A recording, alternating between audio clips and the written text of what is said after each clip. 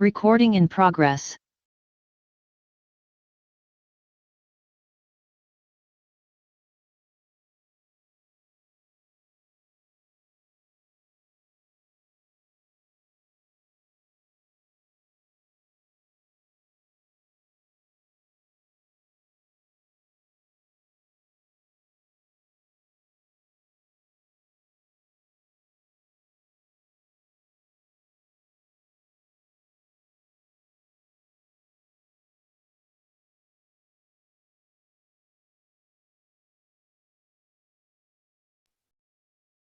Okay, we'll be starting in 4 minutes just to get everything ready here. We're sorry about the technical delay. That's okay. Patim, just to be clear, so you're taking over and then you'll be moderating from start to finish it. Okay, yeah. Great.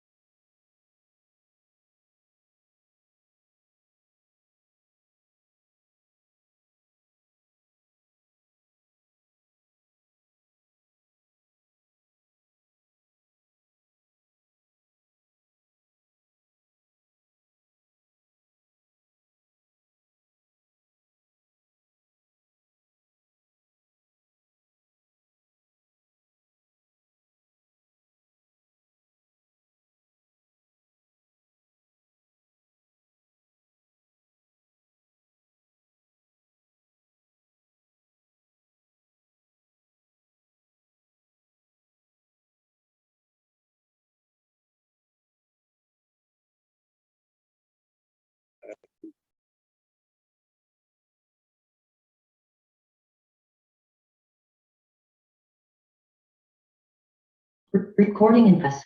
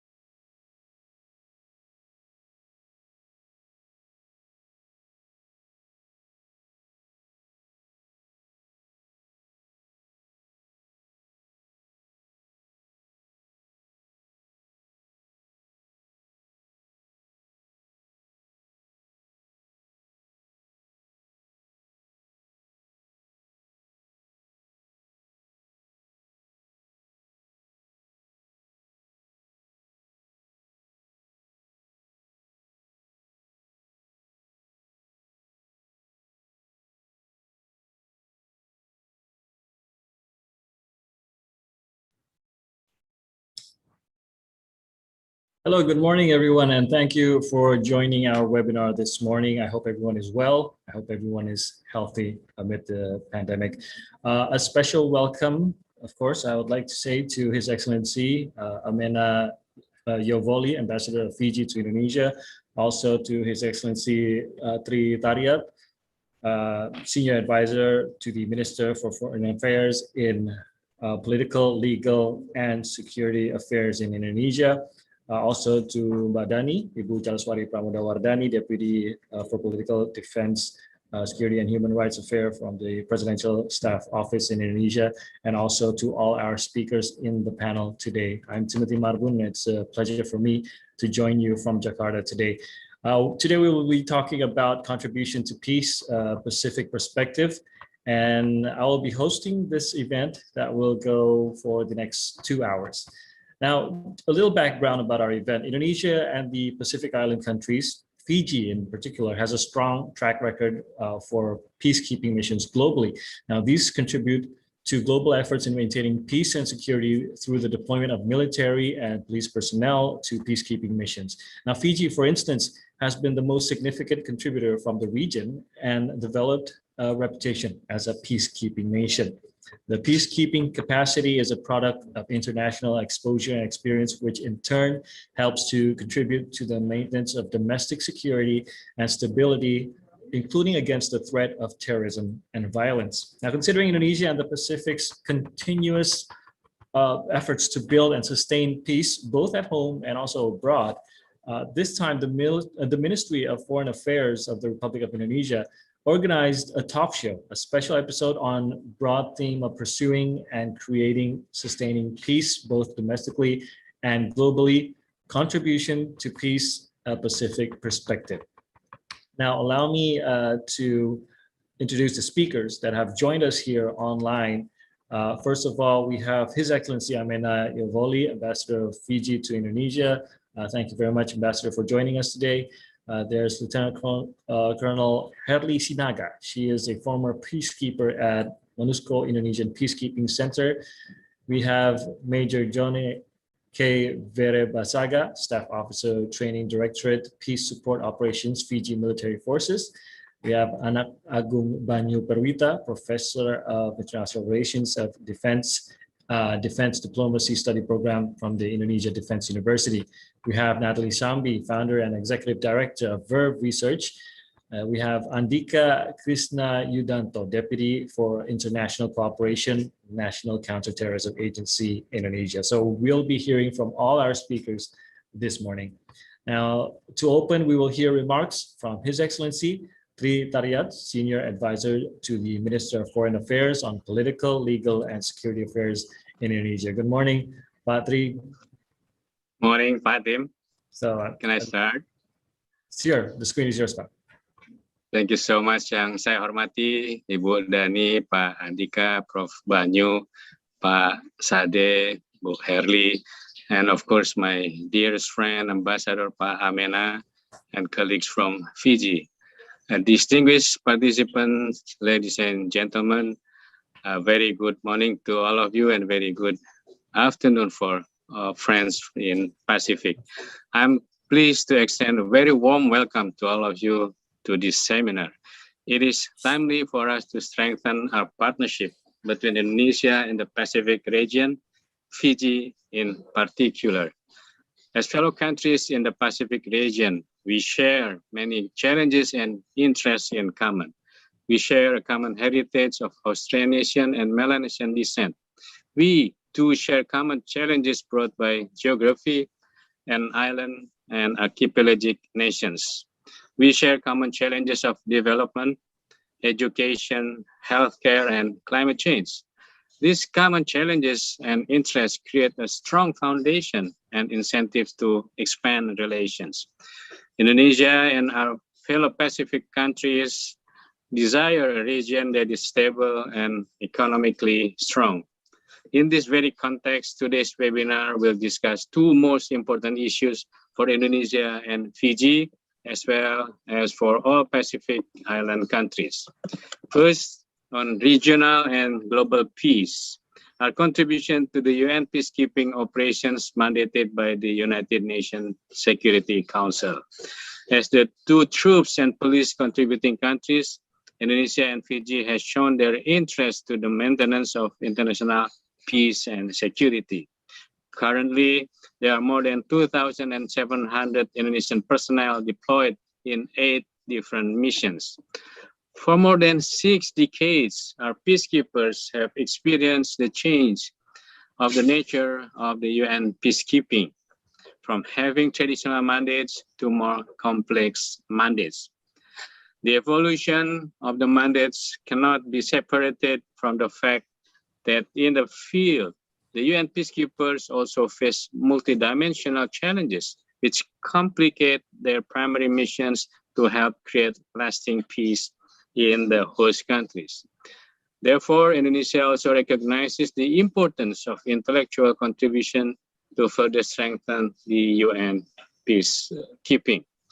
During our membership in the UN Security Council 2019 and 2020, we initiated the adoption of Presidential Statement on improving safety and security through training and capacity building, and Resolution 2538 on women in peacekeeping.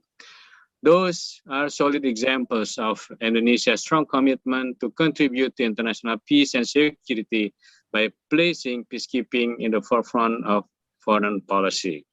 Second, strengthening our measures to address traditional and non-traditional security challenges. We recognize the adverse impact of both traditional and non-traditional security challenges to international peace and security.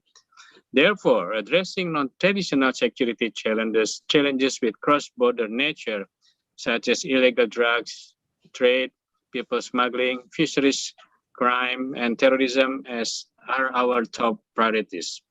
In our view, strengthening legal instruments as well as the capacity of national law enforcement and international cooperation are key to address such challenges, because we believe that lasting peace, security, and stability is a responsibility that must be shared together. Furthermore, we are mindful that climate change has become emerging non-traditional security challenge faced by archipelagic and Pacific countries alike. On that note, Indonesia stands ready to forge a stronger partnership with the Pacific in addressing issues of common concerns. Excellencies, ladies and gentlemen, for decades, Indonesia and our Pacific countries' neighbors have shared mutual commitment to intensify its contribution to international peace and security.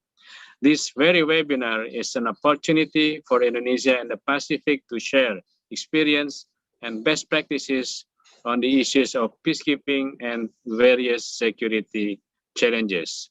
Finally, I hope that deliberation in this event will further strengthen Indonesia and the Pacific's partnership in the future. Terima kasih, thank you very much, and have a productive webinar. Terima kasih, Pak Tim. Terima kasih juga, Excellency Tritariat, for your remarks today. Now we will also listen to remarks from Ibu Jalswari Pramodawardhani, Deputy for Political, Defense, Security, and Human Rights Affairs at the Presidential Staff Office in Indonesia. Good morning, Mbak Dani. Screen is yours. Morning. Thank you, Timothy. His Excellency Ambassador Amena Yofoli, Ambassador of the Republic of Fiji to the Republic of Indonesia, His Excellency Ambassador Tritariat, Senior Advisor on Political, Legal, and Security Affairs to the Minister of Foreign Affairs of the Republic of Indonesia, fellow speakers, colleagues, and moderators. Good morning from Jakarta and good afternoon for the esteemed colleagues in Fiji. Before I proceed to the substantive part of my remarks, allow me to first convey my gratitude to the Ministry of Foreign Affairs of the Republic of Indonesia for its exceptional initiative in bridging multi-stakeholder perspectives, as well as forging closer ties between states across the Pacific region through today's event. Today's topic highlights the pertinence of peace and stability for the Pacific region, with specific focus on the perspectives of Indonesia and Fiji. From Indonesia's experience, I can attest that domestic stability is pivotal to be attained first before Indonesia can effectively step further to contribute actively to the peacekeeping effort in the regional or international level. Therefore, there are two standpoints that I would like to further elaborate in the context of establishing peace and stability from Indonesia perspective, namely domestic security and international politics standpoints. First, from domestic security standpoints. As Indonesia's facade to the Pacific region, President Joko Widodo realizes the strategic value in ensuring Papua Province and West Papua Province as inseparable sovereign parts of Indonesia remain stable and increasingly prosperous from time to time. Or in the words of President Widodo, the paradigm to result on a leap of prosperity for the people in Papua Province and West Papua Province. To this end, myriad breakthroughs have been undertaken by the government of Indonesia, one of which is with the issuance of its Presidential Instruction number 9 of 2017 and Presidential Instruction number 9 of 2020 regarding the acceleration of welfare development in Papua Province and West Papua Province. Within the ambit of said instruction, a comprehensive development framework has been laid out, which includes not only relevant strategies to proper human resources and economic development, but also concerted measures to maintain security, social harmony, and stability in the two provinces in line with the value of human rights. Translating such framework into action in the wake of certain criminal activities in Papua Province, for instance, the government of Indonesia utilizes in its national criminal law instrument with close regard given to the due process of law and human rights value in conducting every law enforcement measure.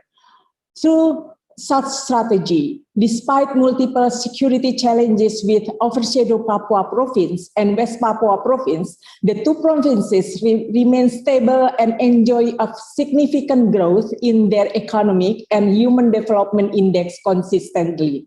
The upcoming 20th Indonesia's National Sport Week scheduled to be held in Papua Province, which is considered to be the largest sport event in the Pacific region, drawing thousands of athletes and officials to the province, serves also as a testament of Indonesian unwavering commitment and accomplishment in ensuring security and stability domestically, which will then thrust economic development in two provinces and subsequently the Pacific region. Second, from international politics standpoint, with the proven aptitude and capacity to maintain order domestically, Indonesia then can move to partake a more significant role in the international level to maintain peace and security. To this end, the government of Indonesia holds and remains faithful to its constitutional mandate to take an active part in the execution of world order. Such a mandate is the guiding international politics for Indonesia ever since its independence. With uniform personnel contribution to the United Nations totaling more than 2,500 personnel, Indonesia is amongst the largest contribution on the United Nations peacekeeping missions. The very spirit to contribute actively to maintain peace and security in the international level is what I found to be an aligning commitment between Indonesia and Fiji, as Fiji too consistently contributes to the peacekeeping mission by the United Nations. This should work as a virtuous start to further strengthen security cooperation between the two states in the regional level so that the Pacific can ultimately be role model is one of the most impactful and stable region in the world. With that said, I am confident that there are countless models on cooperation and ideas that can be discovered through this event. I hope that a fruitful discussion can be produced and more common ground can be initiated between Fiji and Indonesia, which will be the end of the day advances the security, stability, and prosperity of the Pacific region. I thank you. Thank you very much, Ibu Jalaswari Pramuda Wardani, for your remarks on our event today. And now we will move on to the next agenda. But before we move on, I would like to inform participants, especially those who want to submit their questions. Now, there's a format that you can use. You can write this format. You write your name and then your institution, and then the question and also who the question is for. So you write your name, institution, question, and who the question is for. So, hello? Oh, okay. Sorry, could you hear me? Okay, sorry about that. So thank you very much, Ibu Jalaswari Pramuda Wardani, for your remarks. Now, I'm just moving on to the next agenda, but before that, I would like to remind everyone that you can submit questions for the talks today. Now, you can submit it in this format, which is you name your, well, of course, your name and then your institution, your question, and who the question is for. So you write your name, your institution, you write that question and who the question is for, and we will be answering those questions within our panel discussion later on. And there will be a GoPay balance valued a total of 1.5 million rupiah for 3 participants who are active and have interesting questions to be asked in our event today. So please keep joining in this webinar and also prepare your questions to be answered later on. Once again, there's a GoPay balance in total of 1.5 million rupiah for 3 most interesting questions in our event today. Now, we will go into the first session discussing investing in peace, security, and stability, the global role of peacekeepers. Now, the speakers in this first session is His Excellency Amina Yovoli, Ambassador of Fiji to Indonesia, Lieutenant Colonel Herli Sinaga, former peacekeeper at MONUSCO Indonesian Peacekeeping Center, and also Major John K. Verebasaga, Staff Officer Training, Directorate Peace Support Operations in the Fiji Military Forces. Good morning, everyone. Good morning, Your Excellency. Good morning. I'm not sure I can hear everyone here. Good morning, Pak Tim. Let me just try to move my audio. Hello. Morning, everyone. Good morning. Excellency. Hello. Good morning, Pak Tim. I apologize for asking you to do that twice. There was just an audio problem there. Thank you very much, everyone, for tolerating me here today. There has been a slight audio problem on my side, so apologies for that.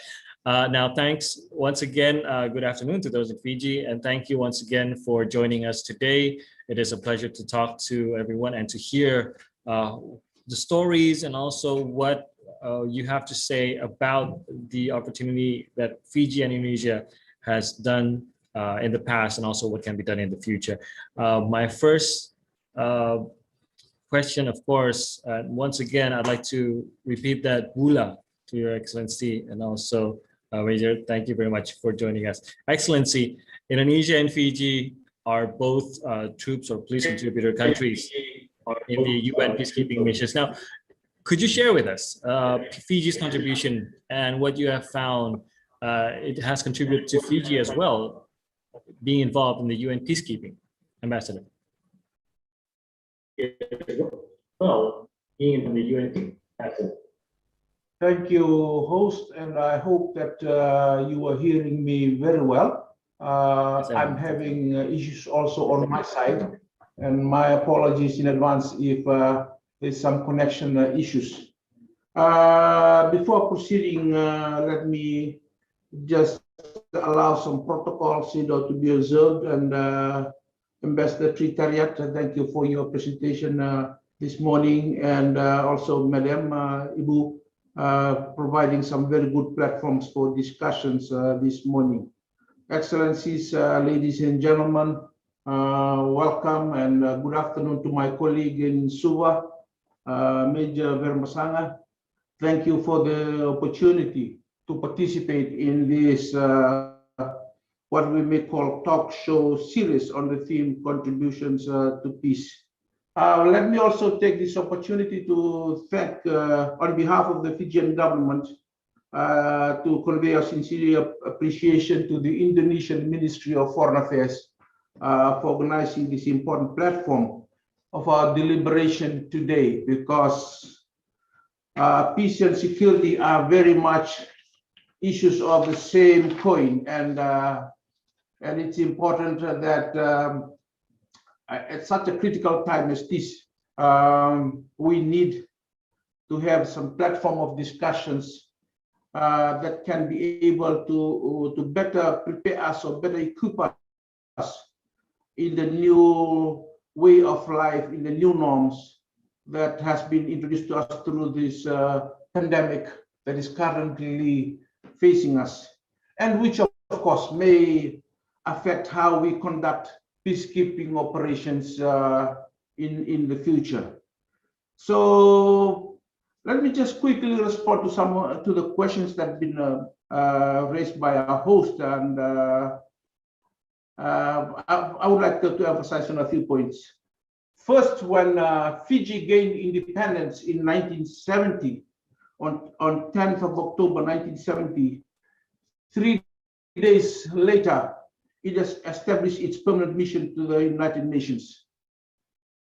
Since then, Fiji's participation in the United Nations has been notably primarily for its active role in UN peacekeeping operations, which began in 1978. Currently, Fijian peacekeepers have served or currently serving, and I'm sure my colleague Major Vermasanga will elaborate, defense forces have. But I will try to just provide some broad guidance in terms of where we are and how we can be able to effectively participate with Indonesia going forward from here. Fiji have served or currently serve in the UN missions such as UNIFIL, UNMIL in Liberia, UNMIS in Sudan, UNMIT in Timor-Leste, which is in our region, Kosovo, Sinai, and currently UNMIS in southern Sudan. So you will note that the footprints of our soldiers through the peacekeeping boots is also, and also through our police peacekeepers, they are in they have been or are in currently in the major UN regions, the hotspots of the world.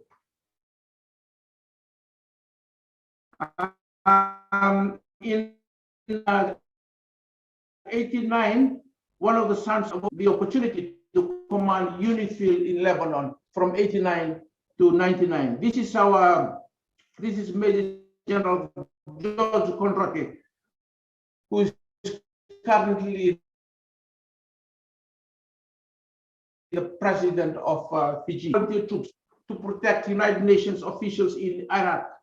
And we have a long and proud history of sending our forces to the world's trouble spots, as I've said earlier. As of September 2004, of course, the price of peacekeeping we have to pay. 35 Fijian soldiers had been killed in the line of duty while serving on UN peacekeeping missions. As of April 2007, Fiji had 292 soldiers, police officers, and military officers serving in the United Nations operations in Iraq, Liberia, Sudan, and Timor-Leste. As of June 2010, Fijian troops are the only UN blue helmets in Iraq since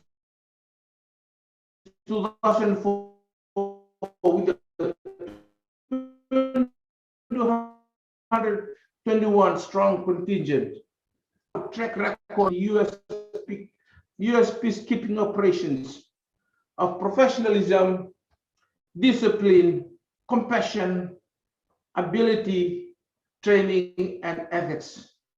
He said that while we suffered losses,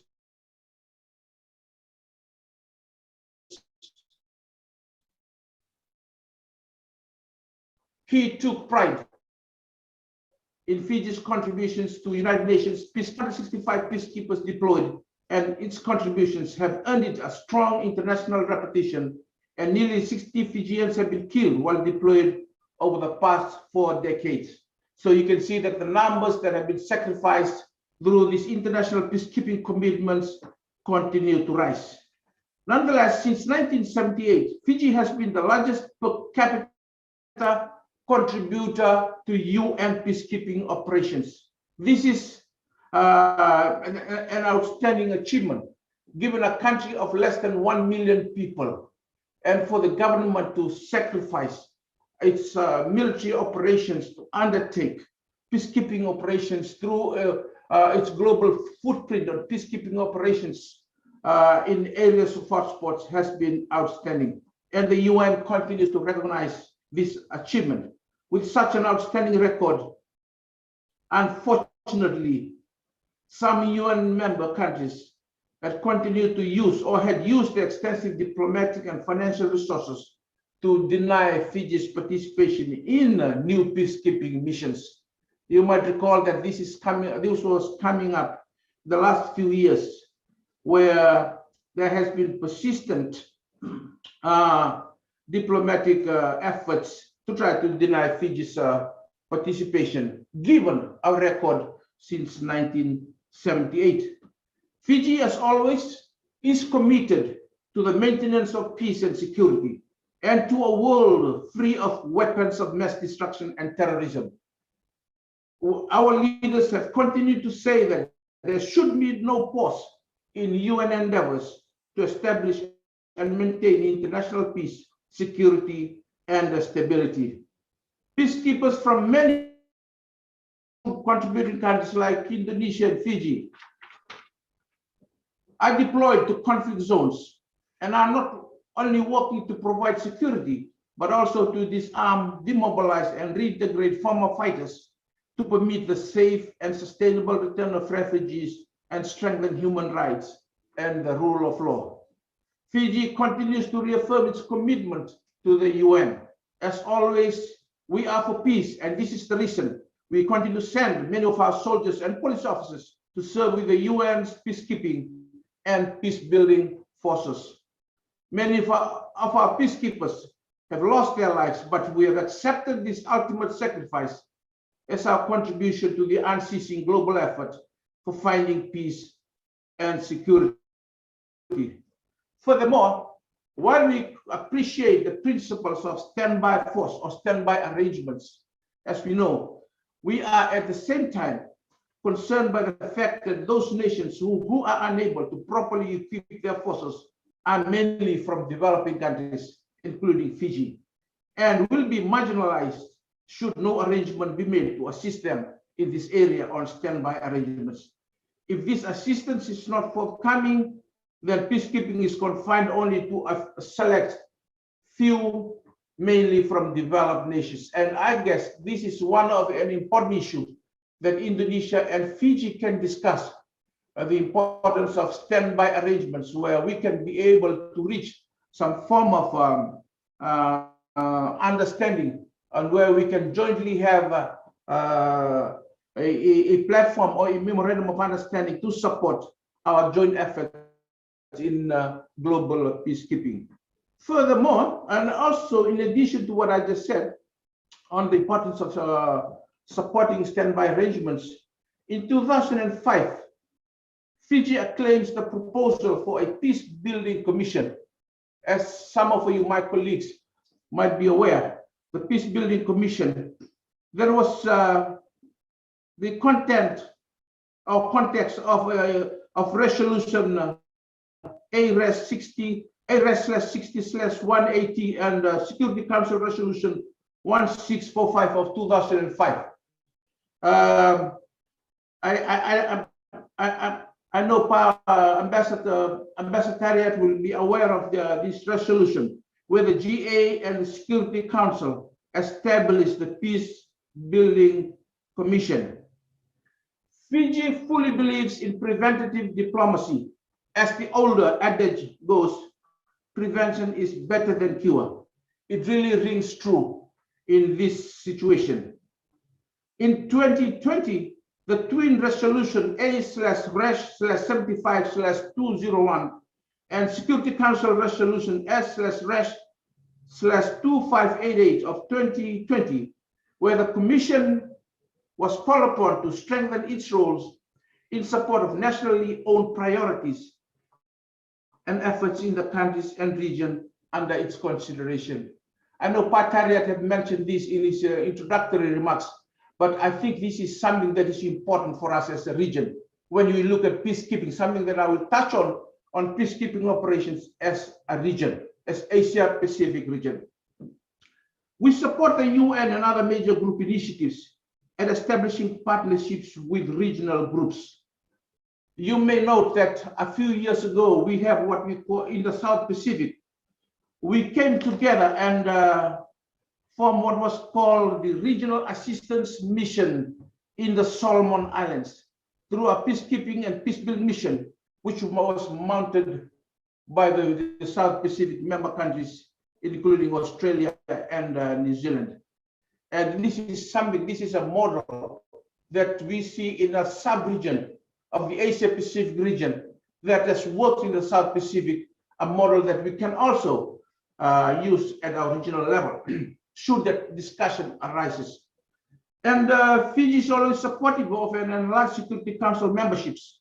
I recall these discussions many years ago when we were in New York, and I believe this discussion is still going on, which we feel that an amicable agreement on the expansion of the Security Council permanent and our non-permanent memberships may well present us with new and fresh avenues for global conflicts and solutions. Fiji also would like, I would like to state that we have to congratulate the Security Council for the momentum and support and application enjoyed by its resolution, landmark resolutions 1325. And I'm sure some of you are aware of this resolution. This was adopted on 31st of October, year 2000, marking increased involvement of women in security and peace processes. If you look at that resolution on operative paragraph 1, it says, if I can just restate some of the text, it says, it urges to ensure increased representation of women in peacekeeping. Operative paragraph 4 states, further urges the Secretary General to seek and expand the role and contribution of women in UN field-based operations, and especially among military observers, civilian police, and so forth. So Fiji is riding on this exciting development since then, and we have initiated participations of women in our peacekeeping operations, whether through military or police. As an example, as an illustration, the current police commissioner of the UNMISS in South Sudan is a Fijian woman by the name of Unaisi Lutu Guniwanga, the first woman to hold the post, as well as the highest ever post by a Fijian within the UN police. So this is the importance of that resolution which the Security Council adopted in 2000. In its wisdom, 30 years ago, the Security Council have put forward this agreement that has enabled the participation of our women in the trouble spots peacekeeping operations in the world. No doubt, Fiji has excelled in the peacekeeping goal of the UN Charter, and we remain fully committed to it. And some words of caution and support from our Fijian perspectives going forward. Let me just share some perspectives that we have. Fiji is against exits without strategy. Mhm. It is critical. It is critical to see positive conclusions of peacekeeping mandates and their impending withdrawals or downsizing. Let me say once again, the issue of exits without strategy is something that Fiji is really concerned with, because it's important that withdrawals or downsizing has to commensurate with peace and stability in that country or in that region. Fiji would also like to give credence to the huge investment of goodwill and resources by the UN and the international community, and for troop contributing countries like Indonesia and Fiji to avoid double jeopardy to the people trapped in armed conflict. We would like to recognize that, and we would like to give credence to that. Since 1978, our participation, we have lives being sacrificed, we have resources being utilized, commitments being made that has enabled our peacekeeping operations to continue up to this time. Thirdly, measures to support troop contributing countries from developing countries like Fiji that would not be in a position to procure equipment for the UN standby arrangements for global peacekeeping operations. Perhaps, as I was alluded to earlier, this is an area where Indonesia and Fiji could further dialogue and develop a common platform for effective participations in future UN PKO global operations. Fourthly, Fiji supports new measures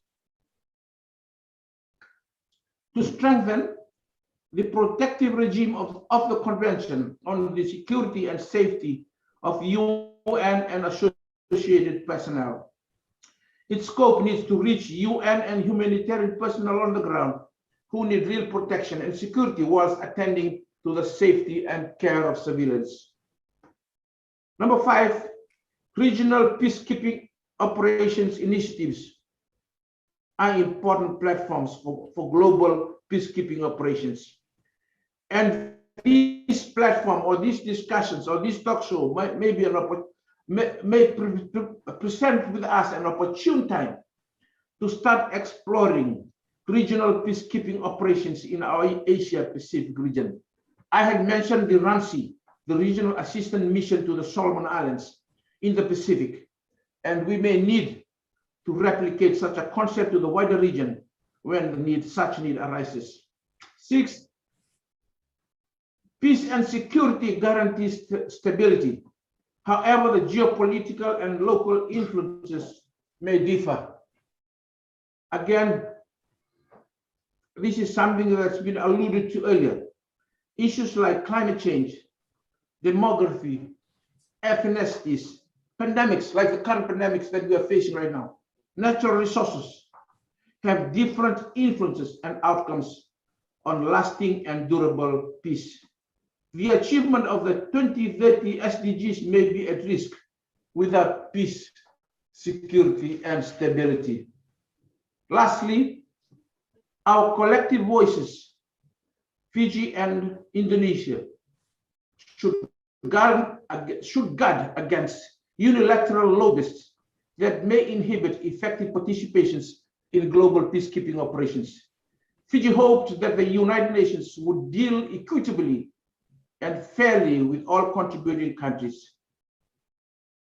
I'll stop there, Mr. Maban. I'm sorry that I've went around a long way to try and establish Fiji's participation in global peacekeeping, and my colleague Manager Verbasang, I'm sure, can go into the detailed statistics later. But we'll be happy to answer to any questions. Yes, Ambassador. Terima kasih. Thank you very much. It's okay, Ambassador. It's not like we don't have many chances to hear about what you presented today. So, and I'm sure we all agree that was very impressive, especially as you state from a nation not still under 1 million people. We have 275 million people here. So 1 million is just a housing complex for us. So it's very interesting and very impressive. I'll have to say very impressive. Thank you very much, Ambassador. Now moving on, as Ambassador already said, His Excellency already said, we will hear stories about how it was during the mission from Lieutenant Colonel Sinaga and also from Major Berebasaga. So we'll try to hear how it actually is there in the field. And I'd like to give it first to Lieutenant Colonel Sinaga. So what can you tell us about your mission and MONUSCO in the Democratic Republic of Congo, of your experience there?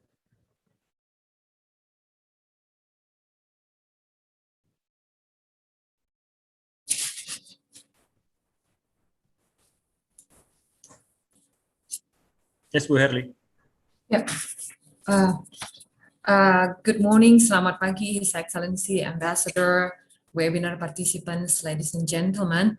On this very occasion, I would like to share about how and what is Indonesia from military perspective in the face of UNDPKO.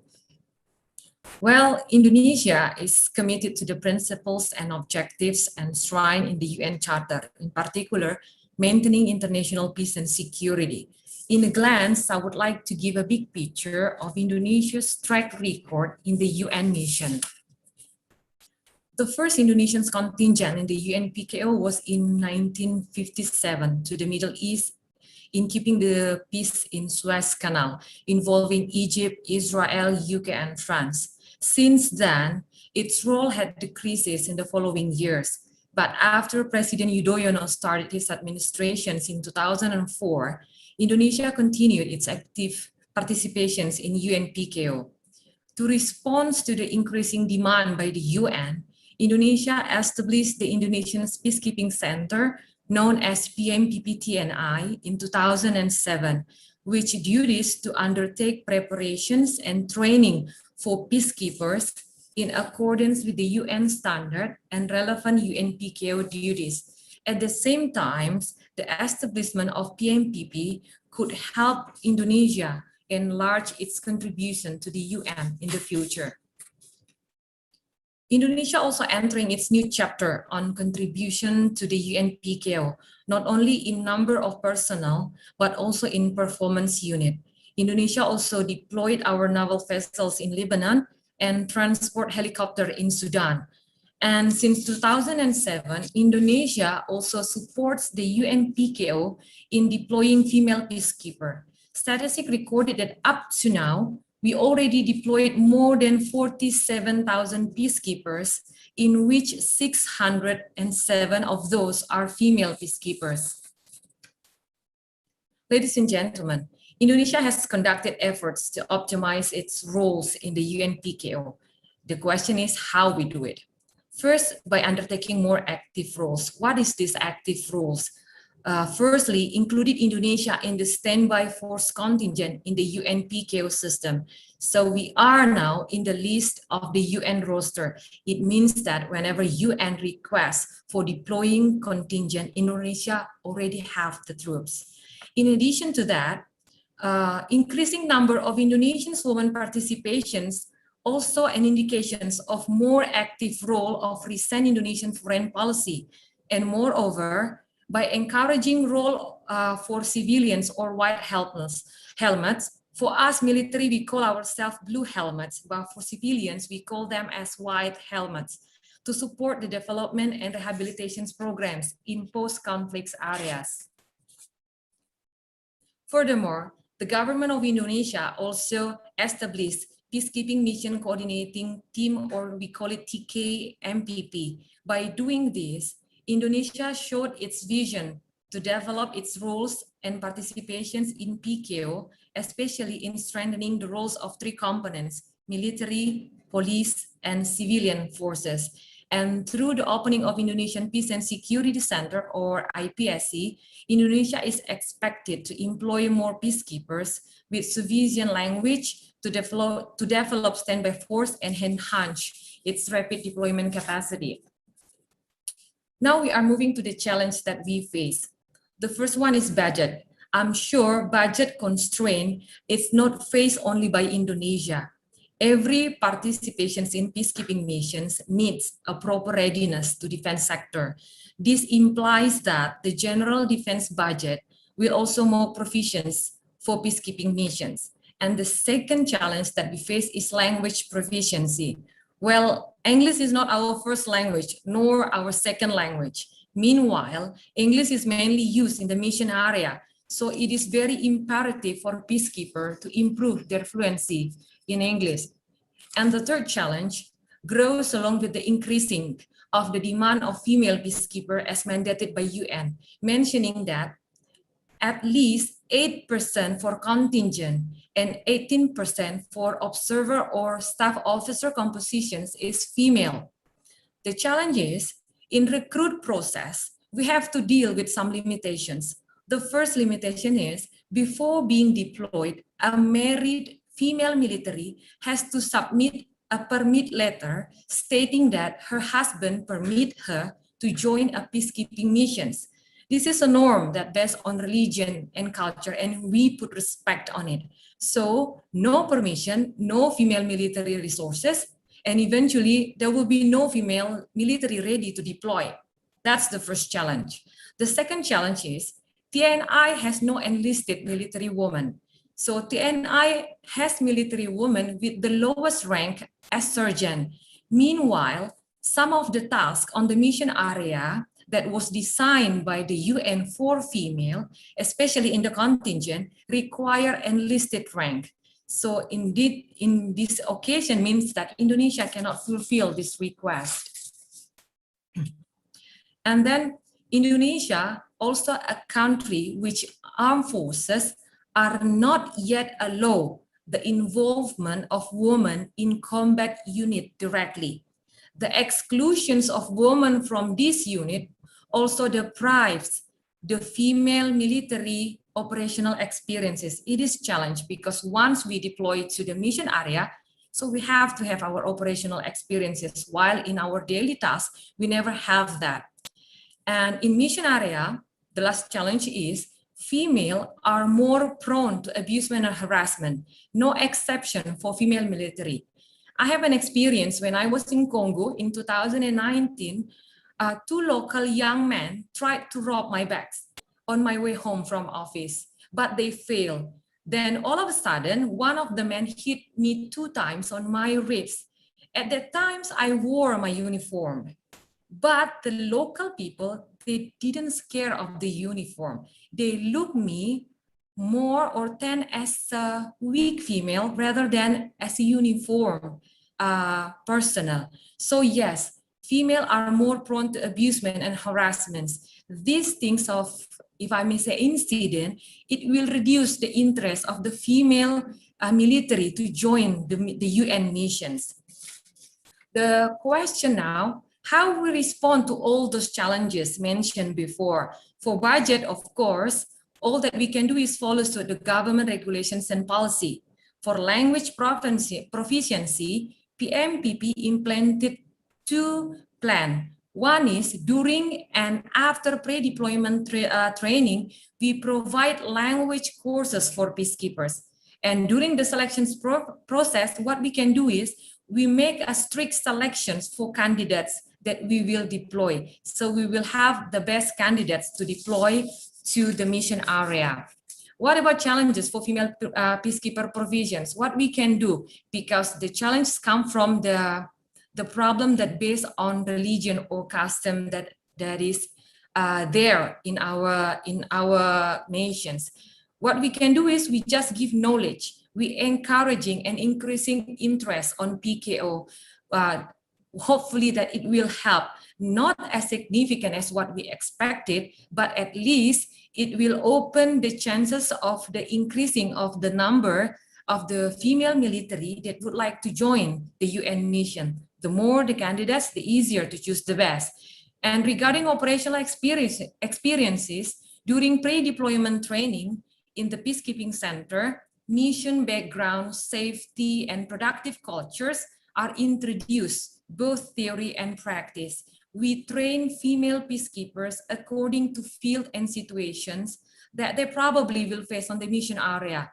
sharing experiences from the former female peacekeeper also suggested to level up the female military operational experiences. Webinar participants, last but not least, I would like to quote statement from our former President Susilo Bambang Yudhoyono, say that to maintain international peace is also a training field for the Indonesian armies to strengthen their professionalism to the level of international standards. I think that's all I can share today. Thank you. Thank you very much. Really very interesting also to know. We get an expert because we see it from a female side view of how it is, the reality of it. I'm sorry to hear the attack occurred to you, but we're happy that you're here with us to tell that story and try to just give a picture of how it is there for female peacekeepers there. Moving on to Major Basaga. So I'm sure that you also have a perspective on how it is so important to increase the knowledge and capabilities for peacekeepers to conduct mandates. So if you can share your experience about the peacekeeping missions done by Fiji.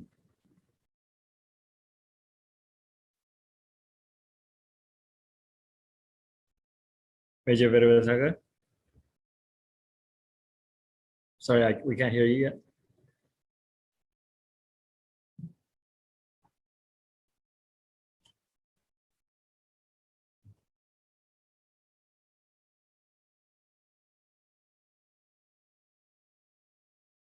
Hello, Major.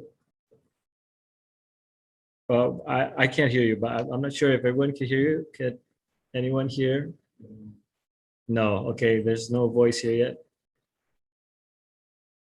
Is Major Basaga muted? Oh no, he's not muted.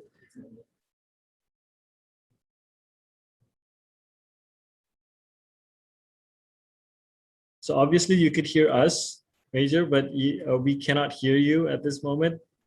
Okay, we're trying to look for a solution by the team here. Okay, so can you hear me now? Okay, great.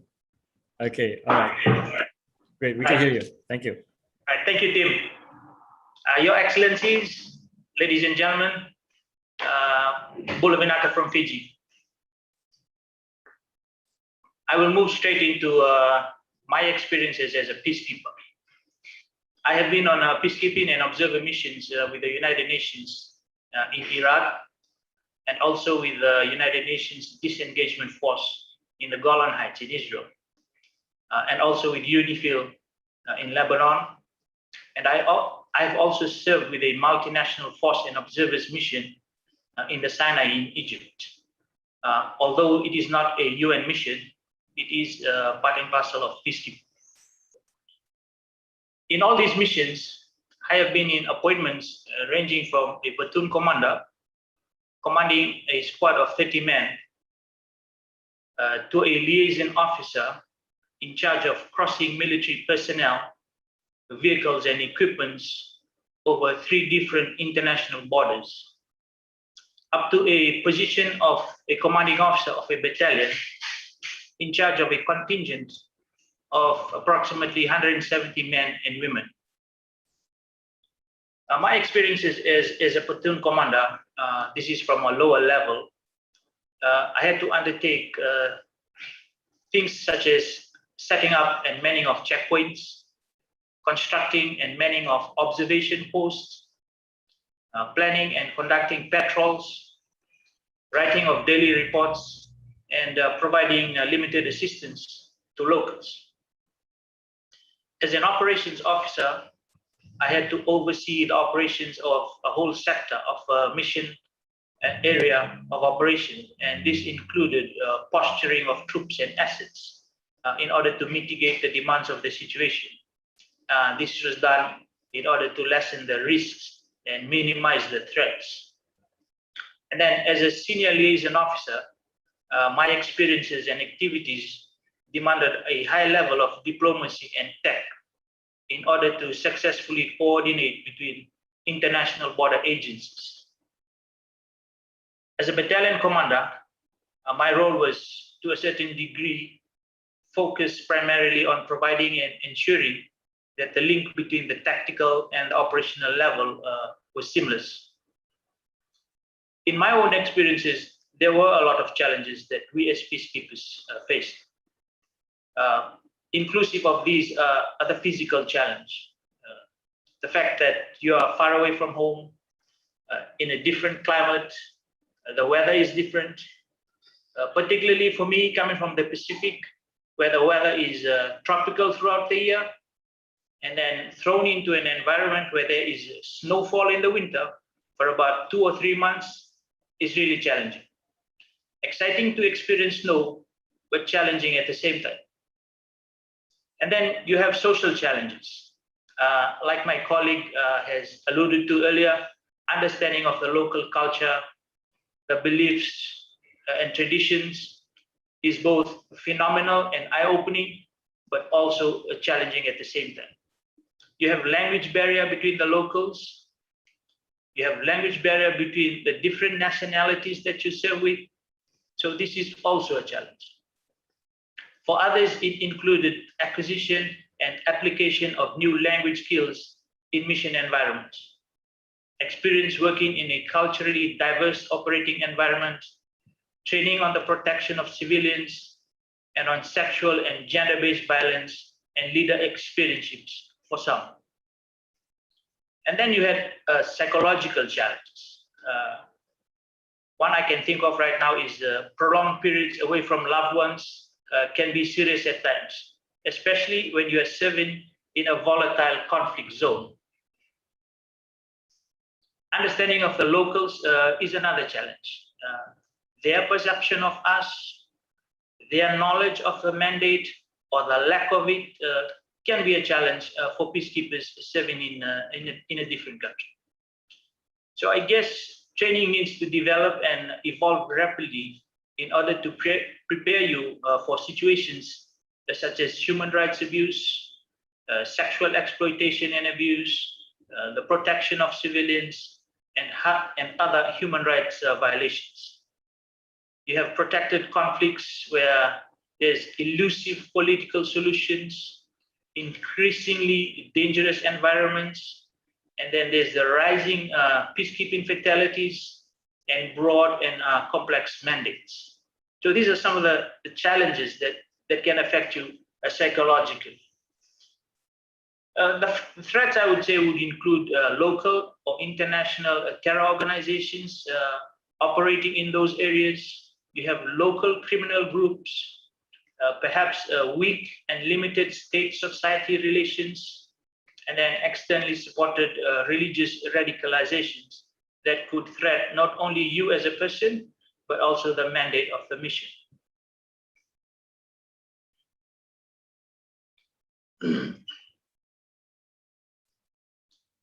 Ways in which peacekeeping has contributed to countering terrorism and preventing violent extremism is, I would say, by supporting communities at the subnational levels, generating opportunities for community dialogues, mediation efforts, and localized peace agreements and reconciliation processes. So by involving, and also by involving more women in peacekeeping through Women, Peace and Security, and also assisting in the protection of civilians. So when this is done, and there are others I'd like to share, which includes peacekeeping, facilitating in the political process, assisting in DDR programs, supporting constitutional process and organization of elections, protecting and promoting human rights, and assisting in the resorting to the rule of law and extending legitimate state authority. So basically, it is not only winning the hearts and minds of the populace, but making a difference in the everyday lives and livelihoods of the local population. If there was a message to Pacific Indonesian audiences in particular, how can we contribute to peacekeeping initiatives? Well, I would say, simply put, I would say that we can do one of two things. we can be an active participant, or we can be in a supporting role. Being an active participant means one of two things. The first, you serve in uniform. You be part of a uniformed peacekeeper, meaning you join either a military service or a police service and then be deployed as a uniformed personnel, thus representing your country in a peacekeeping mission. Secondly, you can serve as a civilian, be part of a civilian organization perhaps, or an NGO, and contribute to peacekeeping and peace building in regions or zones of conflict. The second role, in a supporting role, perhaps you can become an activist, an academic, an expert even on peacekeeping or in support of peacekeeping. You can organize local support and activities in conjunction with local UN agencies, such as on such events such as Peacekeeping Day, memorial or remembrance events, seminars such as these, conferences and assemblies that aim to denounce conflict and support everywhere peace, not just at the international level, but more so at the local and community levels. In other words, peacekeeping is not just an international obligation. It is something that really should be practiced and nurtured locally with a focus on human security. And I am encouraged by the comments of Lisa Charland and Genevieve Feely of the Australian Strategic Policy Institute when they say, and I'm quoting, Pacific countries could seek to engage more strategically and sustainably with UN peacekeeping by putting in place institutional measures and processes to support engagement.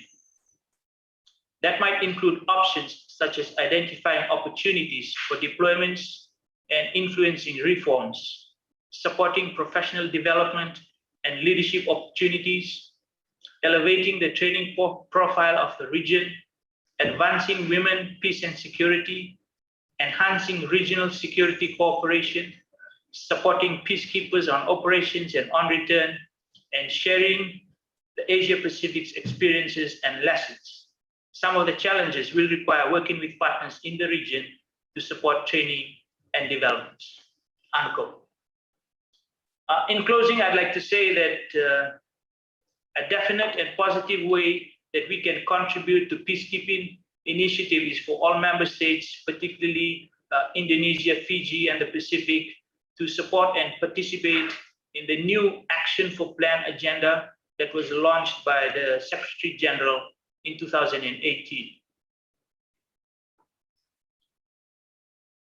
Thank you. That's all I have for now.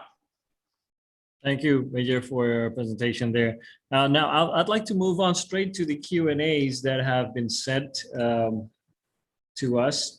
So I'm gonna just quote some questions here.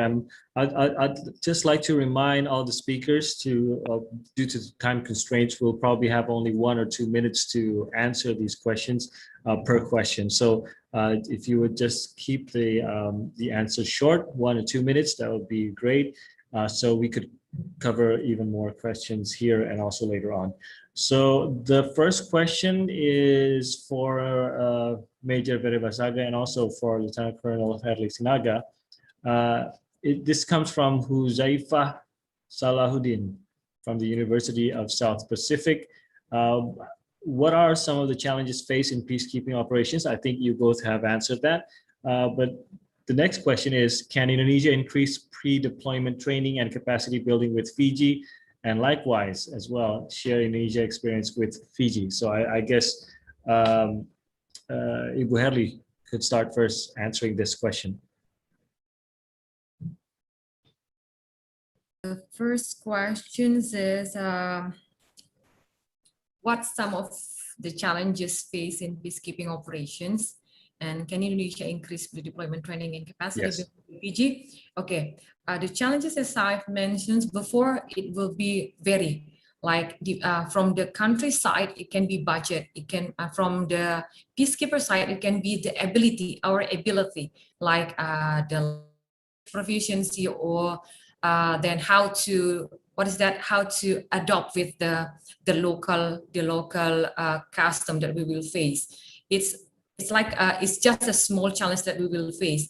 And regarding whether can Indonesia increase pre-deployment training and capacity building with Fiji? Yes, I think Indonesia and Fiji already done this. Like we send also our officers in terms of peacekeeper to Fiji, and the other way around also.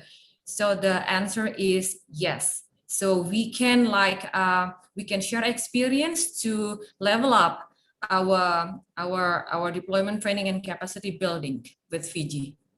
Thank you. Thank you, Berli. Moving on to Major Berebasaga to answer the same question, but likewise, can Fiji increase pre-deployment training and capacity building with Indonesia? Thank you, Tim. I think I've answered most of the first question, so I'll go straight into the second question, and perhaps His Excellency Ayavoli can support me on this. Training between Indonesia and Fiji has been ongoing, and we've been sending officers to Indonesia for training in terms of pre-deployment training, and likewise, they have sent officers to Fiji for the same purpose. What I hope that we continue and perhaps elevate is the fact that hopefully in the next few months, Fiji will open its first peacekeeping school down in Nandi, and looking forward to having more Indonesian Fiji relationship in terms of pre-deployment training for UN missions. Perhaps His Excellency Ayavoli would like to add more to that. Yes, I guess, Ambassador, you may add more, but I would also want to add a question as well, as we try to cover more questions here. So you may add to that, Ambassador, but there's a question for you as well. This comes from Juventus S. Loy from the PMKRI. His question is your opinion about which method is the best to create and sustain a secure and stable region. Is it the military method? Is it economic method, social and cultural method, or else? And why would you choose that method? So, Ambassador. Thank you. Very quickly, yes, Major Berebasaga is correct. We have ongoing programs between Fiji military as well as the Indonesian armed forces in terms of exchanging capacity building and training. Right now, we are expecting some officers from Fiji to come over for training for degree purposes in the next few years through TNI. They have allowed this to take place. We will continue to strengthen this, and we will need to try and work to further strengthen the relationship between our two countries, particularly the armed forces in the area of peacekeeping. We have a new training school in Fiji for peacekeeping operations, and Indonesia has a very dedicated school as well. I'm sure we can cross-fertilize and share experiences in this area, where some of your personnel can deliver lectures in our school back in Fiji to learn from your experience. And the second question, which relates to what method that works better, I think diplomacy works better, whether it's peacekeeping in the boots of our soldiers, or whether it is an economic cooperation. It's a combination of that. I think that always brings parties together to a common solution. As I said in my presentation, the causes or the drivers of instability are different. It depends on the geopolitical situations. Our region is totally different from the African regions. So the drivers or the causes of instability are totally different. So we need to address specific issues that have specific resolutions that can be able to provide long-lasting solutions and durable solutions in our region. Thank you. Thank you, Ambassador. And I would like to also thank you for joining us in this session, Ambassador Ayavoli, Ambassador of Fiji to Indonesia, also Lieutenant Colonel Herli Sinaga, former peacekeeper at MONUSCO Indonesia Peacekeeping Center, and also to Major Berebasaga, Staff Officer Training Directorate of Peace Support Operations, Fiji Military Forces. Thank you very much for sharing and giving your insights on this matter. And I'm glad to have talked to everyone here. We don't get many chances to hear what has been said here. So thank you very much. Thank you again. Those are the speakers for our first session. And thank you again for the questions. We apologize that we cannot answer all the questions due to time constraints, but for the speakers, if you feel that you can answer through Zoom, we invite you to please do that and type in your answers through Zoom. Now, moving on, I am going to invite to the speakers of my second session. Once again, don't forget to submit your questions. 3 questions will be chosen. There's a total of 1.5 million rupiah for 3 participants with the best questions that will be given in the form of GoPay. Moving on to our second session, therefore, I would like to invite the speakers in this session. First of all is Anak Agung Banyu Perwita, Professor of International Relations and Defense Diplomacy Study Program, Indonesia Defense University. There's also Natalie Sambi, founder and executive director of Verve Research, and also Andika Krishna Yudanto, Deputy for International Cooperation, National Counterterrorism Agency in Indonesia. Good afternoon, everyone. Good afternoon, good morning, and good afternoon.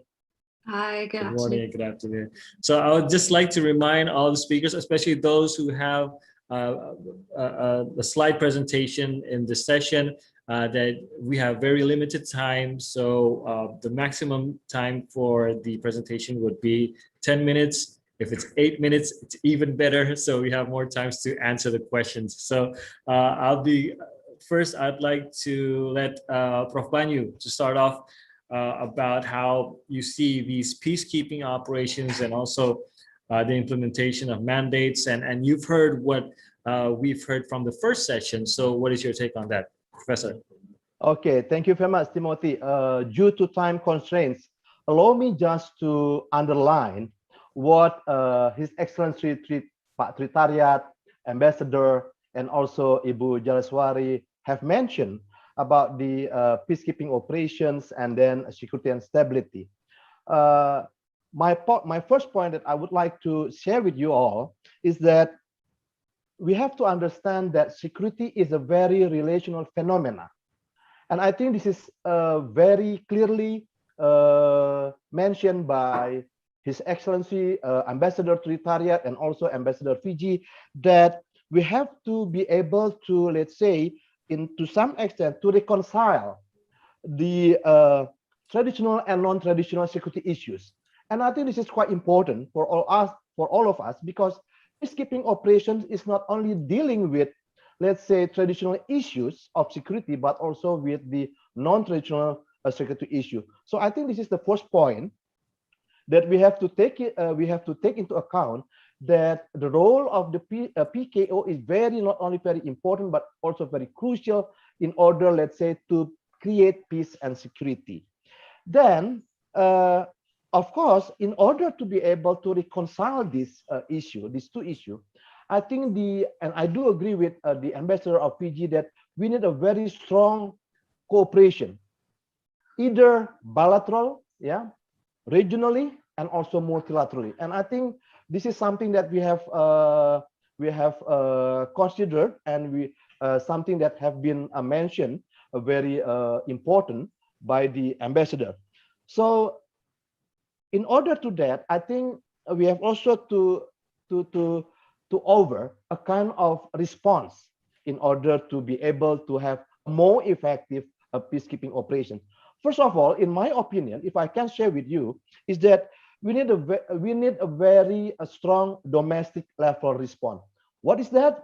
What I mean by domestic level is that any member of the countries in the PKO should have a very clear and coherent foreign policy and defense policy. Why? Because whether we like it or not, whether we agree or not, when we talk about peacekeeping operations, we talk about a very coherent foreign and defense policy of any specific member of the country.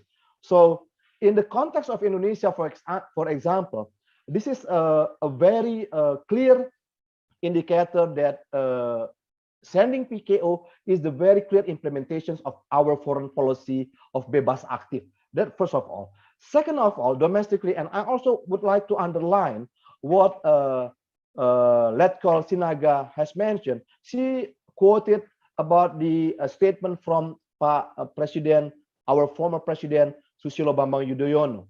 And this is about our domestic issue.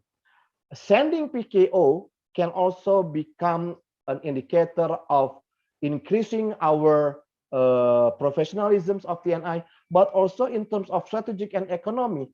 This is also an event to propose to increase our defense industry, because as we may aware that Indonesia has also sent our armor vehicle, Anoa and Komodo, and this armor vehicle were the product of our PT Pindad. And I think this is quite important for Indonesia to further increase, to elevate our technology to the international level to send our defense industry. So that is the on the domestic level. On the state-to-state cooperations, I also would like to underline that bilateral cooperations between one with the other are also very important. So in this context, I would like to underline that the cooperations between Indonesia and Fiji may also become a very clear example on how we can increase the bilateral cooperations in the context of PKO. We have Indonesia Peace and Security Center in Sentul, and I do agree with Ibu Sinaga that probably we can have a kind of training, joint training together to send, for example, Fiji PKO mission to Indonesia, to Sentul, in order to have a kind of pre-preparation before sending to the let's say to the specific mission. The next issue that I would like also to over is to, especially to MOVA, to our KEMLU, is to have a more, let's say, stronger regional cooperations among, not only among the member of the ASEAN, but also the other countries in Pacific Island. So in this context, we are not only talking about regional cooperations, but also talking about trans-regional cooperation between Southeast Asian countries in one hand and let's say Pacific countries on the other hand. And I think Indonesia can play a very important role, active role, by using our IPSC in Sentul, for example. And I think this is one of the very good issue to be used by MOVA and also by Ministry of Defense of Indonesia to have a more active and a more effective defense diplomacy. Yeah, so I think I would like to underline about the importance of defense diplomacy in our foreign and also defense policy. Last but not least, because again, this is about time constraint, I would like also to underline about the importance of the role of the global players. Whether we like it or not, the role of global players, the permanent 5 of the UNSC are very important. So I think we need to have a very important to strengthen cooperations between us and them. So this is the time for us to have a better collaborations in order to be able to achieve the main goal of the PKO, so that we can, let's say, have a very good, long and sustainable peace in our world today. So I think this is something that I would like to share with you due to time constraint, and I will be very open and happy to comment and respond to any questions that we may have later on. Thank you, Timothy. Thank you. Hope that will be Banyu. very useful. Thank you. And we do have questions lined up for you later on. Okay, So, thank you. Okay, thank you very much. Now, moving on to Natalie. Hi, Natalie. Good to see you again. Nat, the Pacific is undoubtedly one of the most strategically important regions in the world. Now, can the Pacific Island countries continue to explore the potential for cooperation and collaboration in order to strengthen stability, security, and keep the peace?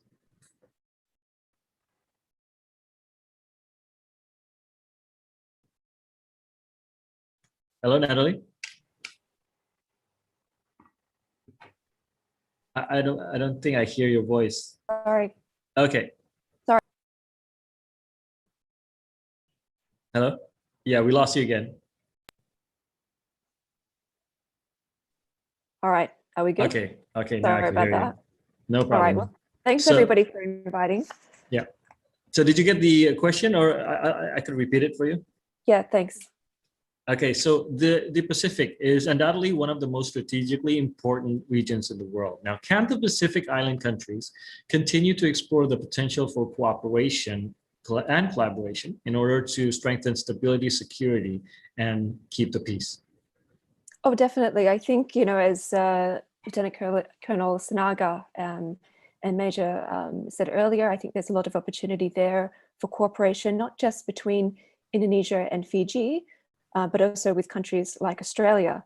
And actually, you know, one of the things I wanted to talk about today, you know, in addition to the excellent points that Professor Banyu has brought up about the foreign policy objectives of peacekeeping, but also the domestic ramifications for countries like Indonesia and Fiji, where the military has played a really important role within politics and society.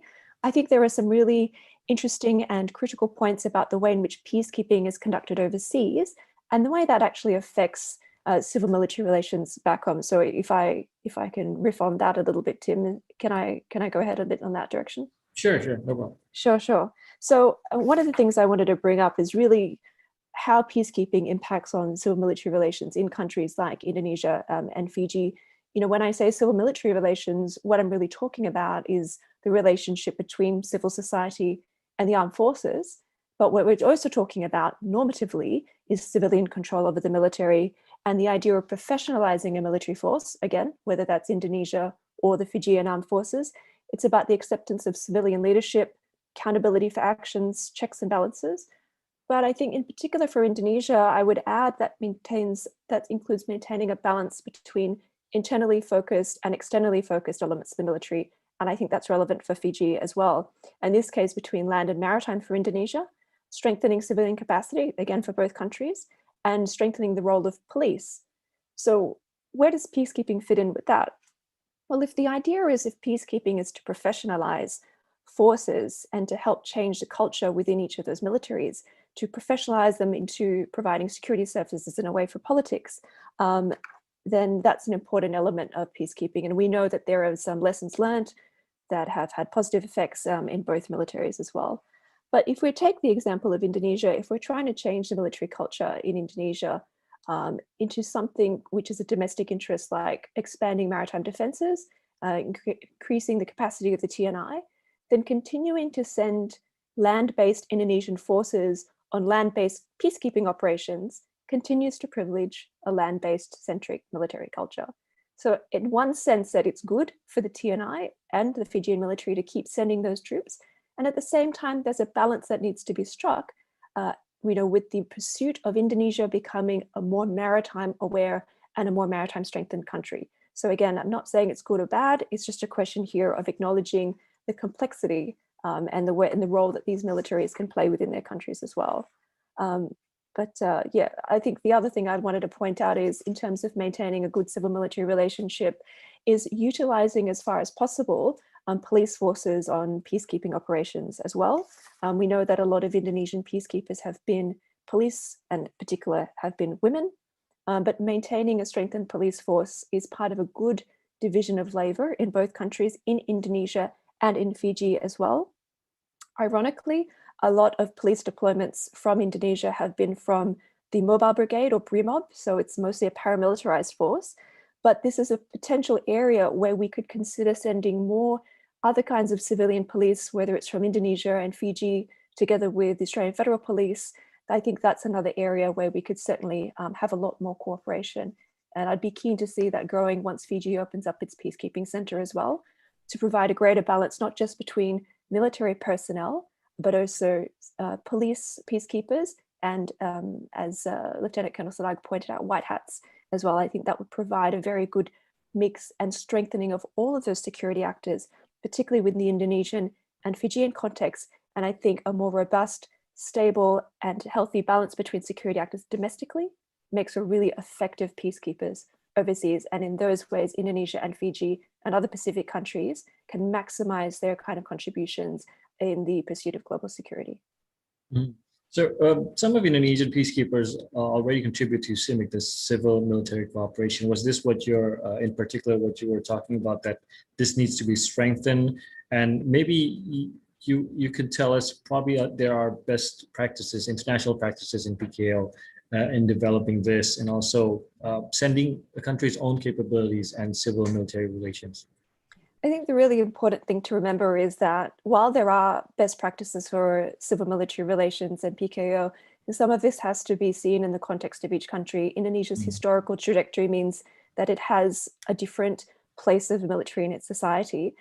So I think a lot of the lessons learned that have come from South American countries, African states, those are the lessons learned that I think would be most useful. There's some new studies on Uruguay, Argentina, those kinds of countries I think have more relevant socio-political context to understand how Indonesia can go forward, not necessarily just what we get from Western countries. Okay, so another thing is, what do you see in the increasement of Indonesia's role for peace and security for its domestic politics, bilateral and multilateral ties with the rest of ASEAN in the region, also leadership in the larger Indo-Pacific region? Yeah, it's really interesting. I'm surprised up to now that there haven't been more developments in a regional peacekeeping force. Indonesia is so well placed to lead on this, particularly because of the center and central. I would assume that some of the lag in this is to do with the regular constraints of working within ASEAN, making sure that each military has a level of familiarity and interoperability. So I think there are some practical constraints there, but certainly this is something that other countries in the region, such as New Zealand and Australia, can find a supporting role. But I definitely think there should be a potential there for a peacekeeping force that is ASEAN-based. We know from the experiences in East Timor that having Malaysian and Thai and Filipino peacekeepers was of good comfort for Indonesian forces when they went into East Timor in 1999. And similarly, you can reduce friction, or some of the lessons learned from our military participants today talking about cultural differences. There's certainly an ease when having Southeast Asian peacekeepers dealing with a Southeast Asian context. All right, thank you, Nat, for answering those questions. Now allow me to move on to Pak Andika Krishna Yudanto, Deputy for International Cooperation, National Counterterrorism Agency, Indonesia. Pak Andika, based on your observation, what are the most disruptive force against peace? Thank you very much, Mr. Moderator. Certainly, it's a pleasure for us to be here today. Again, I do have a presentation with me. Allow Mr. Moderator to provide that presentation. Again, I would like to thank the Foreign Ministry as well as KOMPASTV for hosting this important WE-TALK series on contribution to peace, Pacific perspective. Now, looking into my next slide,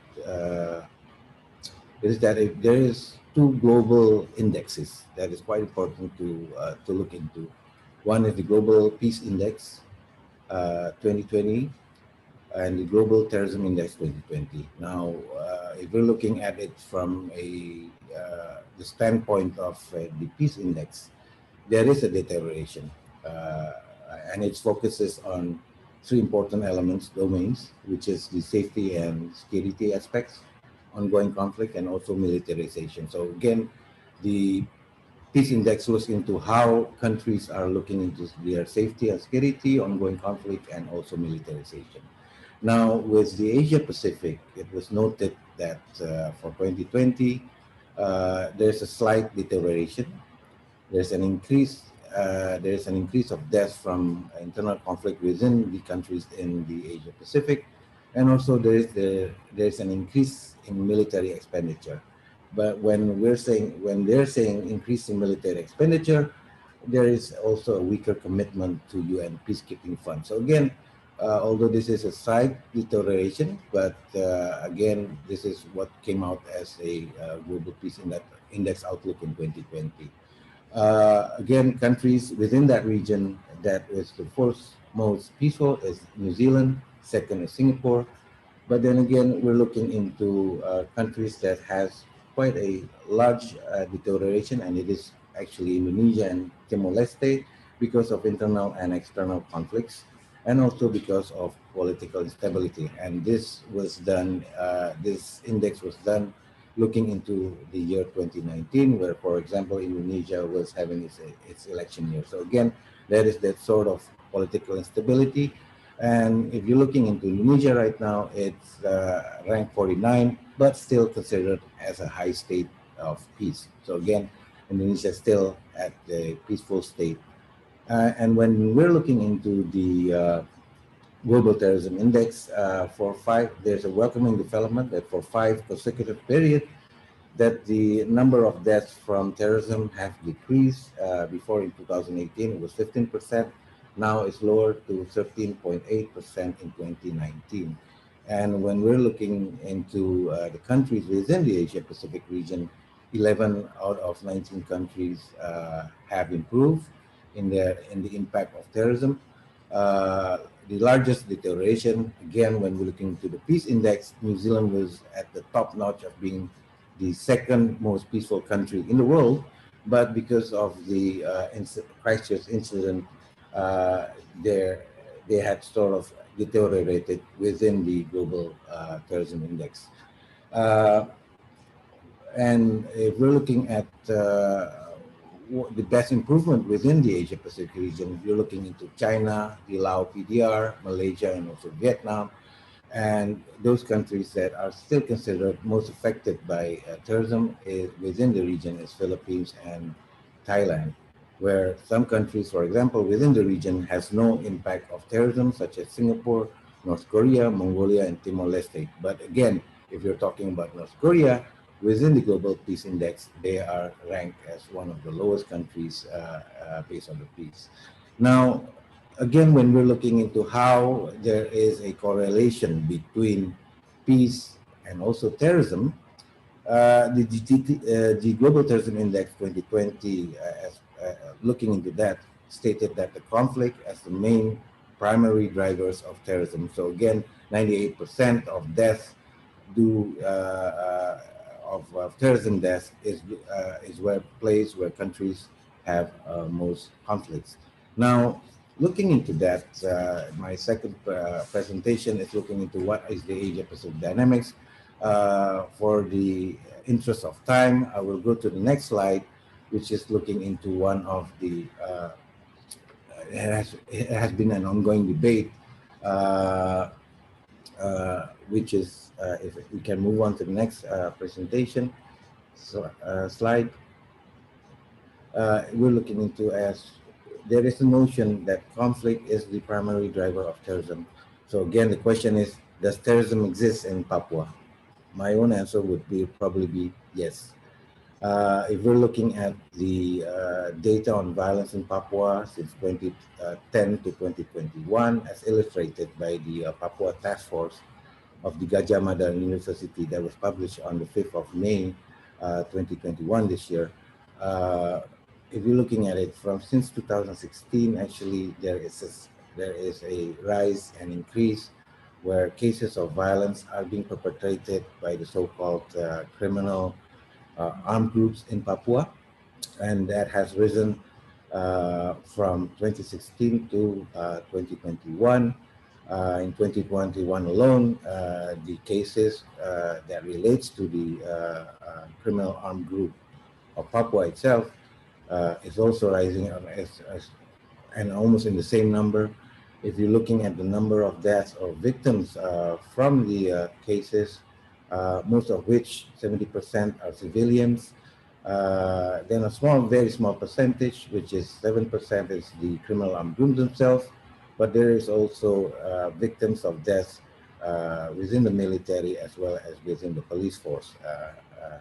And this is where we see that there is, although we have noted that they are criminal armed group, but again, what can Indonesia do further to ease the problem that is existing in Papua itself? So the next slide is focused on, there is a need for us to have a paradigm shift or a game changer, and that is looking through the lenses of a CT perspective in Papua. Whereas I think number one, we should still maintain and sustain the development approach in Papua. Again, it is a matter of principle where the coordinating minister has also mentioned that the special autonomy status should always be provided to the Papuan. Also, the Presidential Instruction Number 9 of 2019, which was also mentioned by Ibu Dani from the Presidential Palace, was also mentioning about there is still the need to push further for welfare within Papua.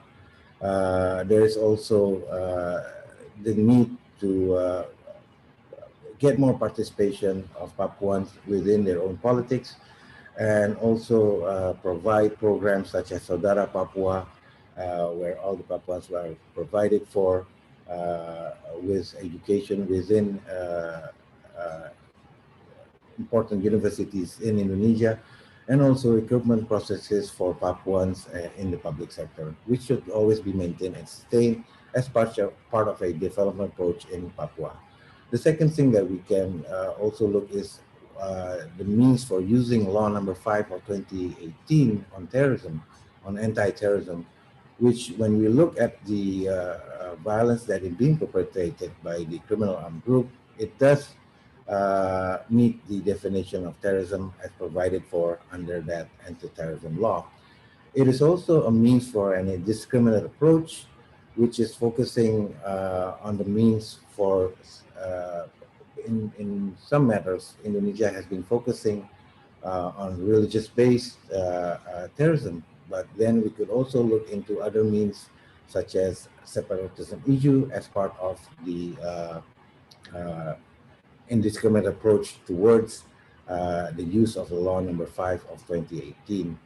And again, what is also beneficial is that when we're using the Law Number 5 of 2018 on anti-terrorism, the criminal liability also extends to legal entities, whereas if you're using the old penal code, you're only focusing on the individuals that are perpetrating crimes. And again, if you're using Law Number 5 of 2018, the human rights principles is enshrined in that particular law from the standpoint of law enforcement as well as the means for prevention of terrorism.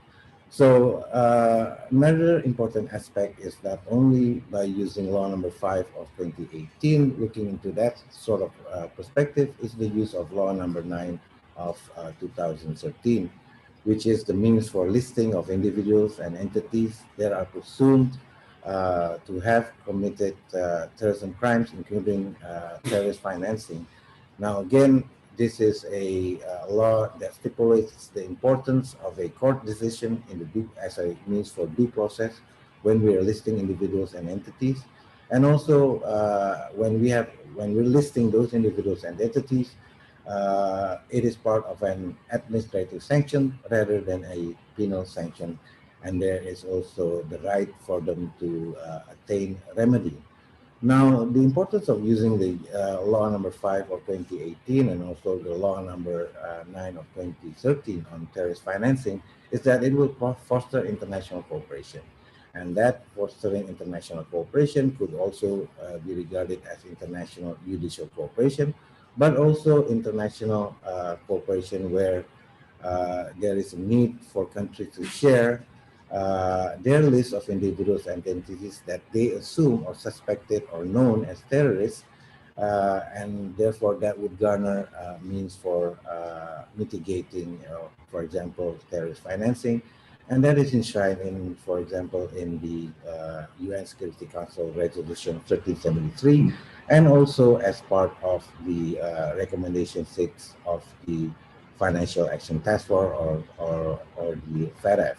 So again, pardon me, Pandika, we have one minute left. Right, thank you. Thank you. I'll be very brief on this one, and I think this is where, again, looking into a lens of terrorism, there is that means for garnering international cooperation, looking into the situation in Papua. Now, apart from that, I'm also heartened by the fact that Professor Banyu, in my last presentation, is looking into the food for thought on how we can correlate between peace and also our measures through a CT strategy approach.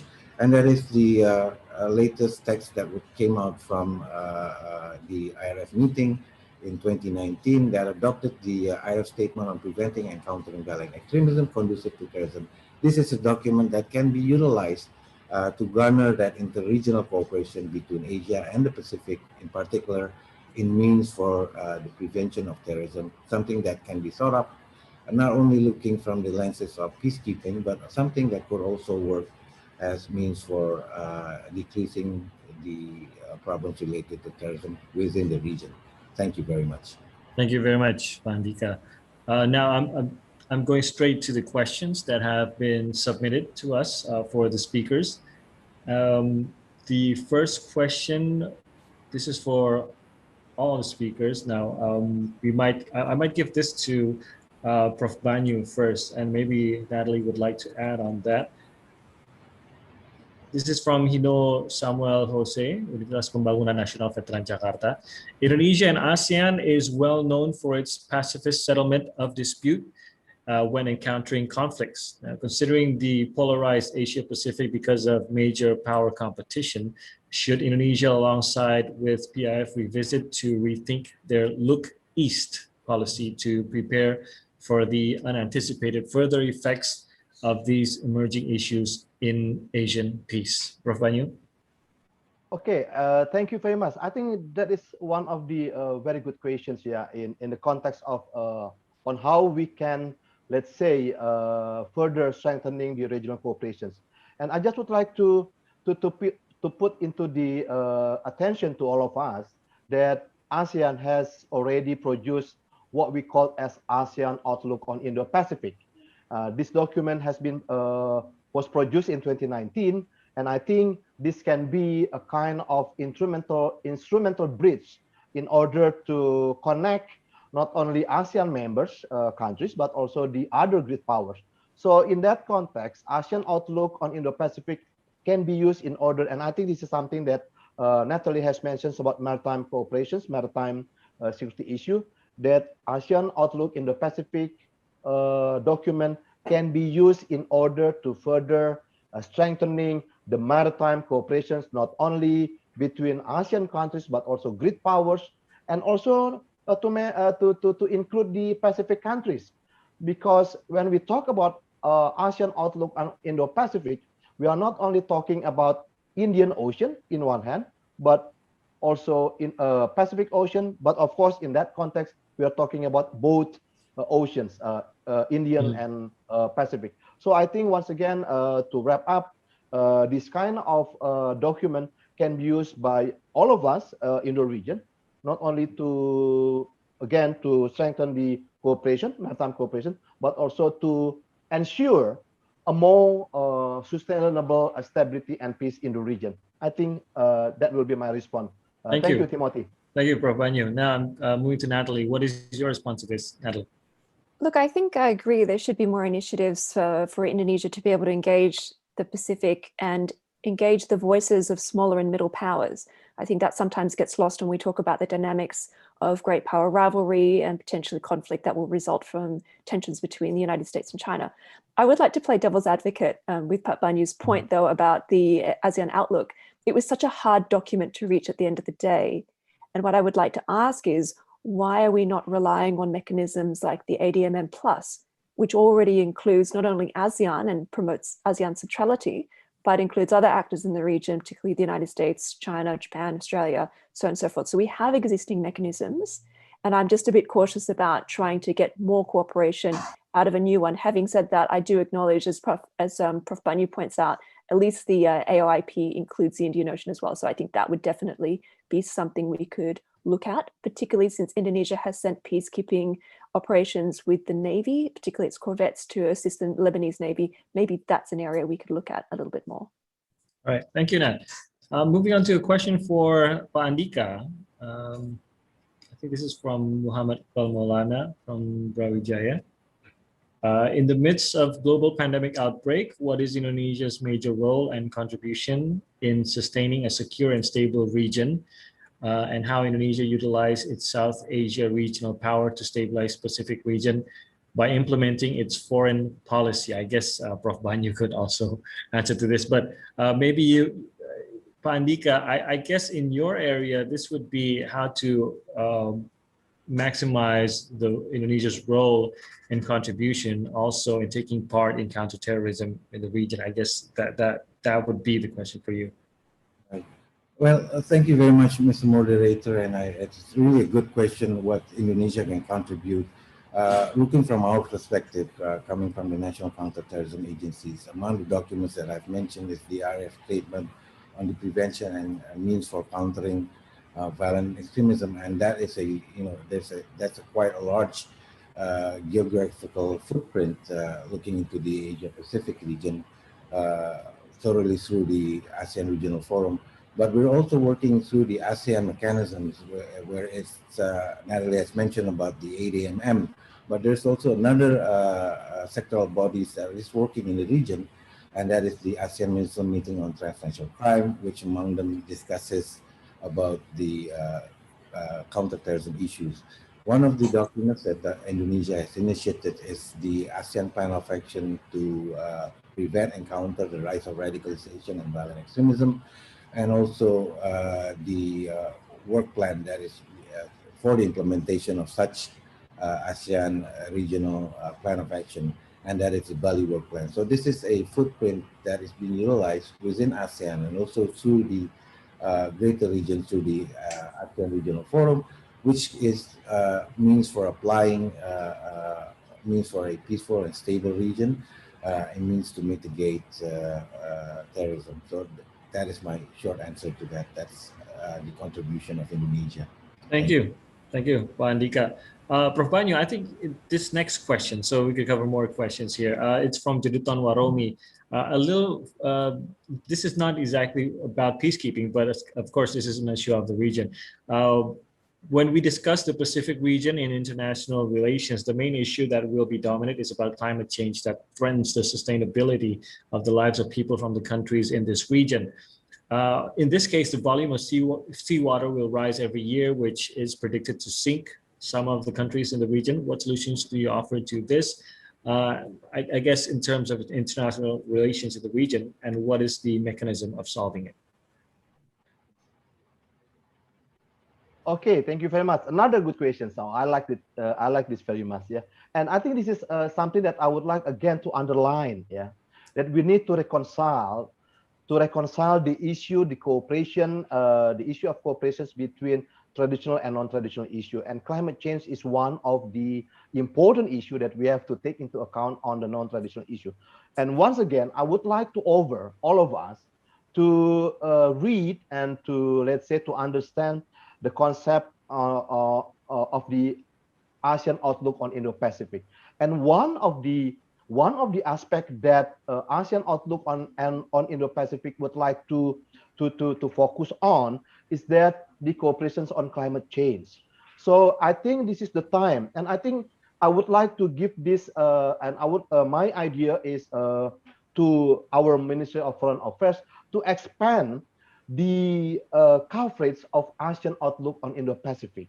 So once again, something that I have mentioned earlier, one of the most important issue on the ASEAN outlook on Indo-Pacific is the issue of maritime cooperation. And once again, climate change, yeah, on the let's say in our maritime issue, environmental issue, and so on and so forth, was one of the main important focus that we can emphasize. Yeah, so I think this is our time to expand the cooperation's coverage, not only between, once again, ASEAN members, the great powers, but also to go beyond to the eastern part of our region. And that is, here we are talking about Pacific countries. So again, that will be my response. So I think I would like to, I think these questions can also be responded by the MOVA in order to expand our document on ASEAN outlook on Indo-Pacific. And I think this is something that I do agree with Natalie, and this is the time for us to implement outlook on AOIP into a more concrete actions.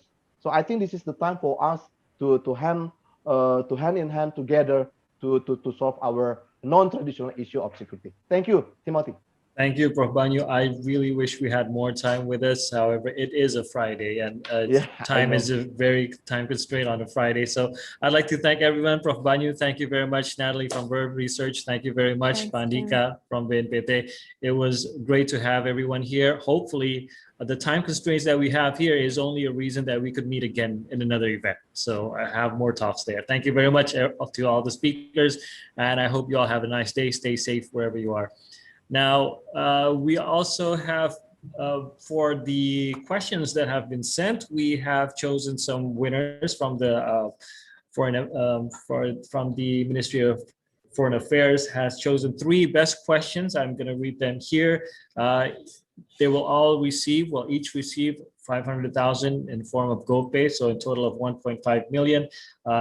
First of all is Huzaifa Salahuddin from the University of South Pacific. There's also Juventus Esloy from PMKRI and also Jeduton Waromi from Pacific. Now, please contact our administrators here through Zoom. So we encourage you to contact the administrator through Zoom so we can send you the gift or transfer it through your GoPay. So please do that. And that was the whole discussion for today. I'd like to thank everyone for joining us, most especially Ambassador to Fiji, excellencies that have all joined us, to all the speakers. Thank you very much for your time. However, that's all the time we have today. Once again, thank you. I hope that you all stay safe, stay healthy wherever you are, and we'll meet you again in another chance. I'm Timothy Marbun. We'll see you again. Bye-bye.